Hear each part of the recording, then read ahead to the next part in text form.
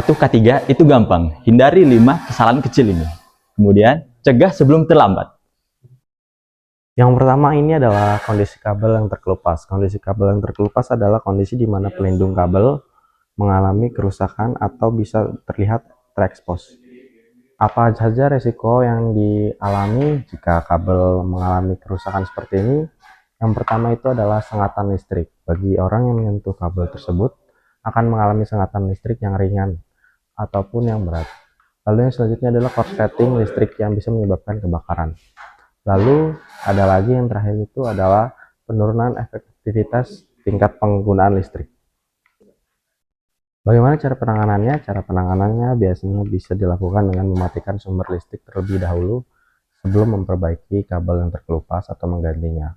Lalu bisa dilakukan dengan inspeksi visual oleh petugas untuk bisa melihat bagian-bagian kabel yang sudah tidak layak atau tidak bisa dipakai lagi.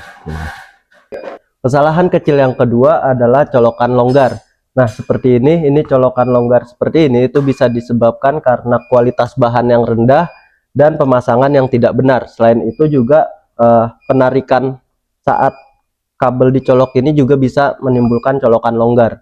Nah, ini tuh bisa menyebabkan konsleting listrik, terus overheating, bahkan bisa menimbulkan percikan api.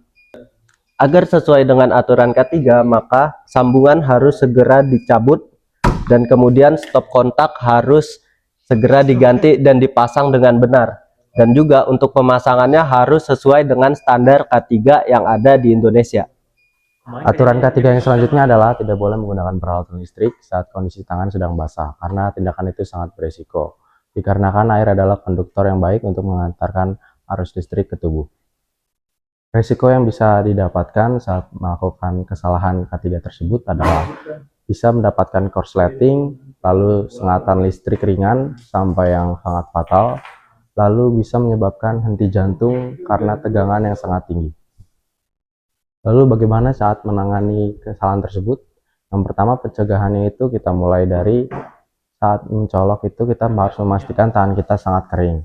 Lalu yang kedua itu kita harus memasang LCB di instalasi listrik, dan yang ketiga itu kita harus menggunakan alat pelindung diri.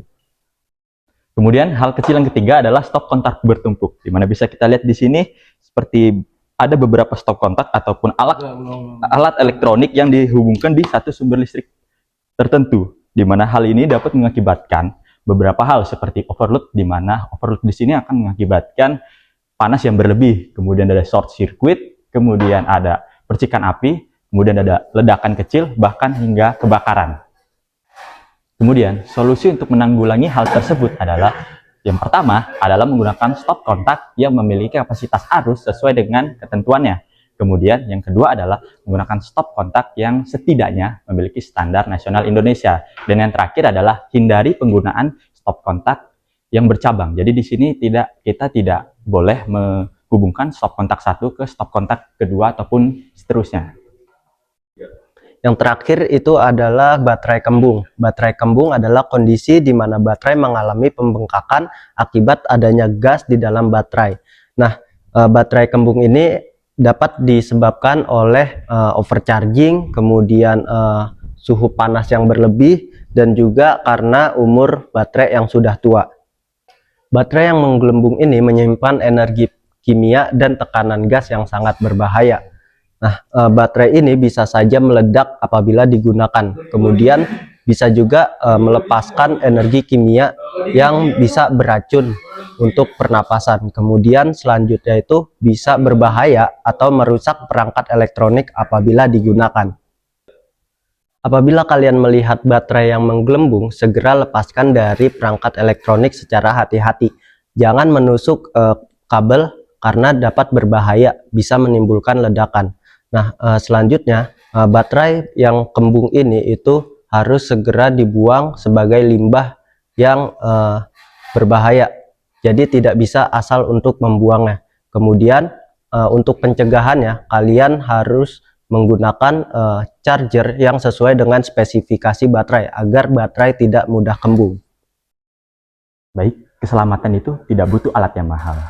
Cukup dengan peduli dan hati-hati. Dengan memperhatikan hal kecil, dapat menghindari bencana yang besar. Ingat, K3 itu berawal dari diri kita sendiri.